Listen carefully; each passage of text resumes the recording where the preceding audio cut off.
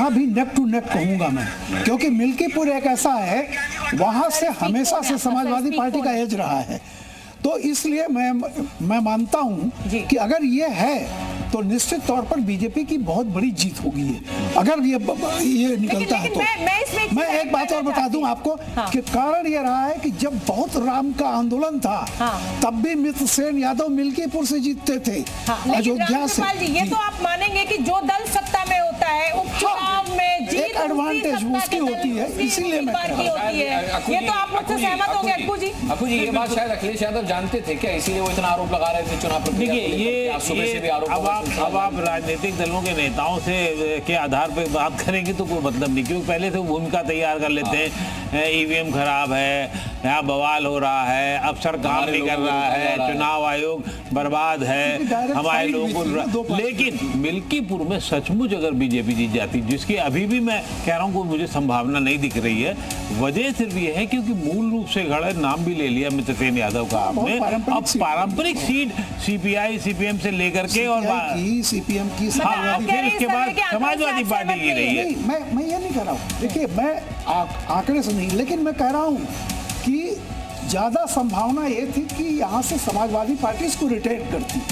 कारण यह है कि ये बहुत पारंपरिक सीट रही है सीपीआई की, फिर वहां से समाजवादी पार्टी। सर मेरा पॉइंट भी तो बहुत वैलिड है और आप इसको मानेंगे कि उपचुनाव में ज्यादातर अगर हम देखें आमतौर में यही होता है कि जो बिल्कुल सही कह रही है, क्योंकि सरकार होती है, सरकार की मशीनरी होती है, लोगों की झोंकने की क्षमता होती है।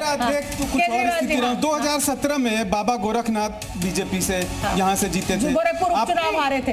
अरे मिल्कीपुर से आप लोग ऐसा बता रहे हैं कि यहाँ पे सपा की ऐसी पारंपरिक सीट है, उसका जानते हैं एक और उसमें आपस में मैं बता रहा हूँ ना आपको, अभी 4% का जहाँ मार्जिन था वहाँ पे आपको लग रहा था कि फंसी हुई सीट है, यहाँ 4% का पूरा केंद्र और राज्य की सरकार कोई असेंबली बाय इलेक्शन में लगी हुई है, एग्जिट पोल 4% का, और वो सीट जिसमें कि 2017 में बीजेपी जीती, 2007 में बीएसपी जीती, सनातनियों का आशीर्वाद मिल गया है, एक बार बीजेपी जीती है, वही दो। अरे सर तो एक बार ही जीतेगी ना, समाजवादी पार्टी कितनी बार, 2 बार जीती है। अरे उसकी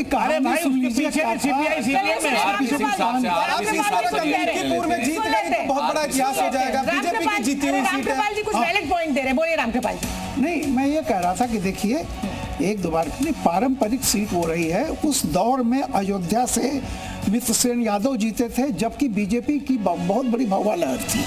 तो मैं ये कह रहा था कि अगर वहां बीजेपी जीत जाती है तो चूंकि बाई इलेक्शन में आप याद कीजिए ऑलरेडी बीजेपी बम्पर ढंग से जीती थी, समाजवादी पार्टी का सुपड़ा साफ हो गया था, और अगर ये सीट भी जीत जाती है तो आप यह समझ लीजिए कि जो योगी को था कि हटाया जाएगा मिड टर्म में कर देंगे, तो योगी का एक तरह से ये बहुत बड़ी जीत मानी जाएगी, क्योंकि मिल्कीपुर ही ये प्रेस्टीज इशू बन गया। नहीं, लेकिन ये जो पीछे के उपचुनाव थे उसी से साबित हो गया था कि योगी बहुत आगे हैं, लेकिन इससे हार करने वाली है जिसमें बसपा जीती, उसके बाद एक बार सपा जीती, फिर भाजपा जीती, तो पारंपरिक सीट कैसे? चलिए छोड़ दीजिए, बताया कि उसमें जीत कर क्रांति हो जाएगी। आरपी सिंह साहब का रिएक्शन। आरपी सिंह साहब, देखिए पहली बात, हर बार आप योगी जी का टेस्ट लेते हैं ना किसी भी बाई इलेक्शंस को लेकर, हम किसी का टेस्ट नहीं लेते, आप लोग खुद ये बता देते हैं नाक की लड़ाई है, आप राजनीतिक दल ये इसको नाक की लड़ाई बना देते हैं, हमारे लिए तो हर सीट बराबर है। राजनीति में हमारे लिए तो हर चुनाव नाक की लड़ाई है, वो एक म्युनिसिपल कॉर्पोरेशन की एक सीट का हो, मैं एक मिनट बोल दूं है, वो म्युनिसिपल कॉर्पोरेशन की सीट का हो, चंडीगढ़ के मेयर का इलेक्शन हो, चाहे वह अभी पानीपत के अंदर होने वाले या सोनीपत के अंदर होने जो यहाँ पे लोकल बॉडी इलेक्शन से हम तो हर चुनाव को नाक की लड़ाई लड़ते हैं। हम तो हैदराबाद में भी जाकर नाक की लड़ाई लड़कर आए थे चुनाव के अंदर, परंतु उसका कोई योगी जी के साथ उनका भविष्य टंगा हुआ है, ये सब ठीक नहीं है। योगी जी पॉपुलर मुख्यमंत्री हैं, अच्छे मुख्यमंत्री। आरपी सिंह जी, आप ये तो मानेंगे कि जब लोकसभा में अयोध्या सीट आपसे निकल गई तो सबसे ज्यादा किरकिरी उसमें योगी सरकार की मानी गई। अब मिल्कीपुर के चुनाव में योगी आदित्यनाथ ने स्वयं, मतलब जिसे कहा जाए कि उपचुनाव में उन्होंने खुद पूरी ताकत झोंक दी, तो ऐसा तो नहीं माना जाएगा कि अगर जीत होगी या हार होगी तो योगी आदित्यनाथ को उससे अलग रख दिया जाएगा? इसमें बुराई क्या है? मतलब क्यों नहीं लगाएंगे पूरी ताकत? ये तो आप ही कह रहे हैं ना, ये तो आप कह रहे हैं कि योगी आदित्यनाथ का कुछ लेना देना नहीं है। हम तो कह ही रहे हैं कि नाक की लड़ाई थी योगी आदित्यनाथ और अखिलेश यादव की। ये जो आप बार बार उसको इस बात से जोड़ देते हैं कि योगी जी मिड टर्म रहेंगे नहीं रहेंगे, ये सब बातें सबसे कुछ लेना देना। सर ये आपकी पार्टी की भीतर की बातें थी, ये हमने नहीं कहा था मीडिया ने। रामकृपाल जी मुझसे सहमत होंगे, ये आपकी पार्टी की भीतर की बातें थी। रामकृपाल जी, आरपी सिंह जी का जवाब दीजिए। देखिए वो अलग, आरपी सिंह साहब अपनी पार्टी की लाइन को कहें, लेकिन ये बात देखिए सही है, जो वहाँ की राजनीति को जानते हैं कि बाई इलेक्शन में जो रिजल्ट आया था उससे समाजवादी पार्टी की साख बहुत हद तक खत्म हो चुकी थी। कुल मिलाकर के एक सीट ये बच गई थी जिस पर पूरी तरह से अखिलेश का भी जोर था और योगी जी का भी जोर है। उसका दूसरा कारण ये होता है कि कई लोग कंफ्यूज कर जाते हैं, ये विधानसभा की सीट है। ओवरऑल इसको लेकर के जितना ज़्यादा अवधेश प्रसाद संसद में भी पीछे से अखिलेश के बगल में आ गए।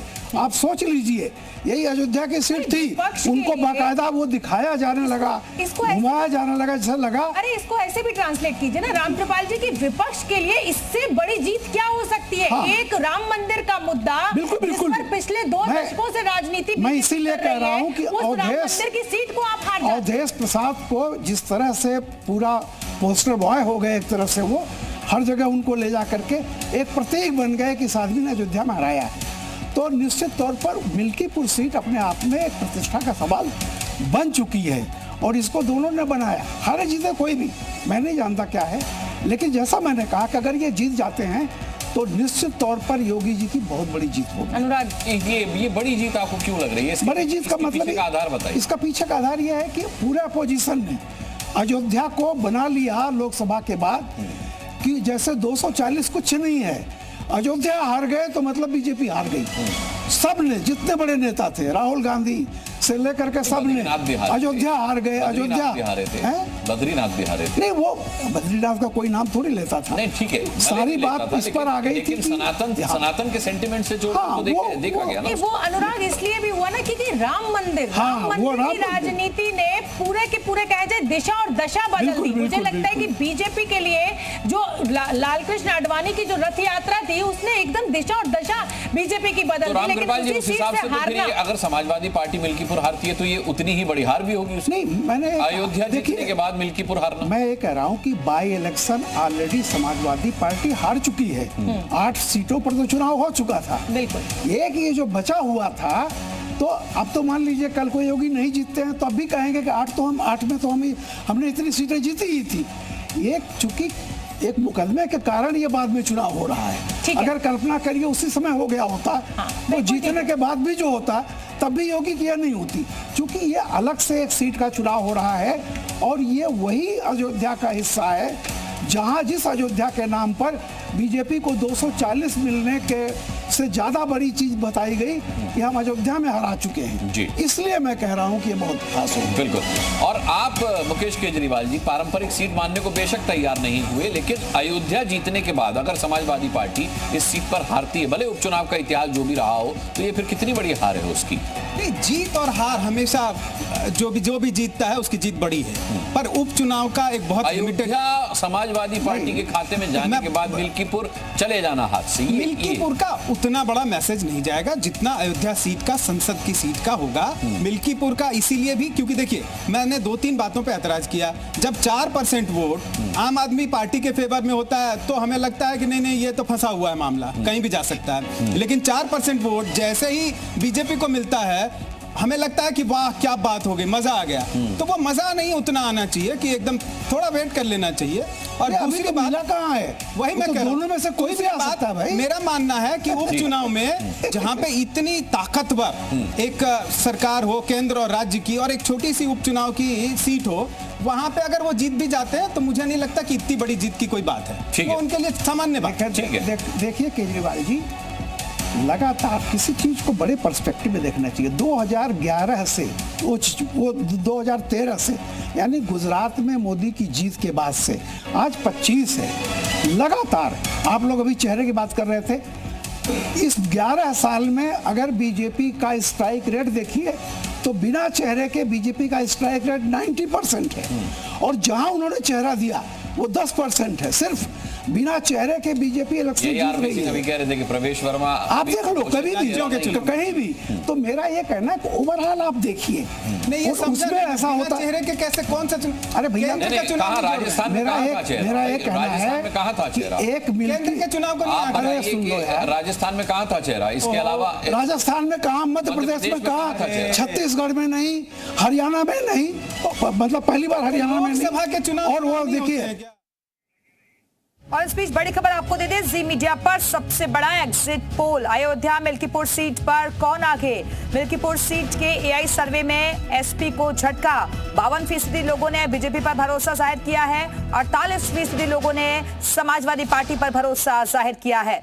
इस वक्त की ये बड़ी खबर जी मीडिया पर सबसे बड़ा एग्जिट पोल आपको बता दें, अयोध्या मिल्कीपुर सीट पर जो कि हॉट सीट बनी हुई थी, मिल्कीपुर सीट के एआई सर्वे में समाजवादी पार्टी को झटका लगता हुआ दिख रहा है। 52% लोगों ने बीजेपी पर भरोसा जाहिर किया है, यानी कि बीजेपी आगे बढ़ती हुई दिख रही है और 48% लोगों ने समाजवादी पार्टी पर भरोसा जाहिर किया है। तो अपनी अपनी जीत के दावे जरूर किए गए, लेकिन ये एआई सर्वे आपको बता रहे हैं समाजवादी पार्टी को इस सर्वे में झटका लगता हुआ दिख रहा है। 52% लोगों ने बीजेपी पर भरोसा जाहिर किया है। इस चुनाव में अलग अलग मुद्दे थे।